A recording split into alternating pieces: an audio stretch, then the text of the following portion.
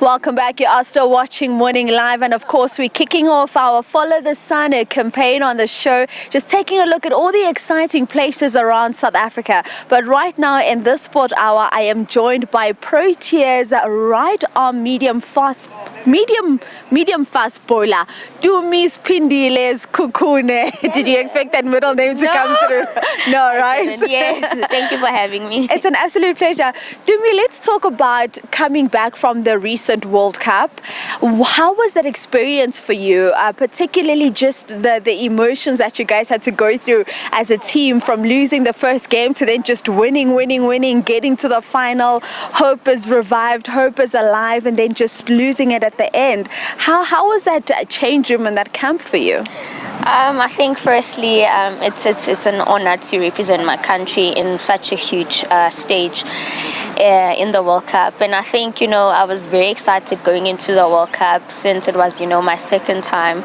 And yeah, I think it's always an honor to, be out there, even if you're not playing, just to be around people that, have a bigger picture in terms of wanting to win the World Cup. So it was quite exciting. And you speak about being at the World Cup for the second time, this experience for you. What would you say has changed for women's cricket for you, just the experience in these two different World Cups? Are we moving in the right direction from a South African Proteas, a CSA point of view? Yes, definitely. I think we are moving into the right direction. I think, we have a lot of experienced players, that actually participated in the World Cup, firstly. And secondly, I think the money is, The money is moneying. Yes, I think it's a huge step, from 2022 World Cup to now. And I think, besides the fact that we're playing for money, I think, we wanted to win the World Cup just to have change in this country and to also unite the nation. So yeah, I think that's what I can say is the change from then to now.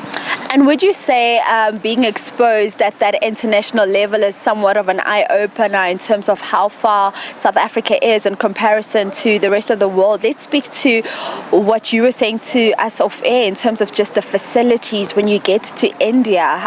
How big would you say that gap is, and how proud are you as the Proteas women's team that despite that gap in resources and finances, you were able to come up in a final against an Indian side?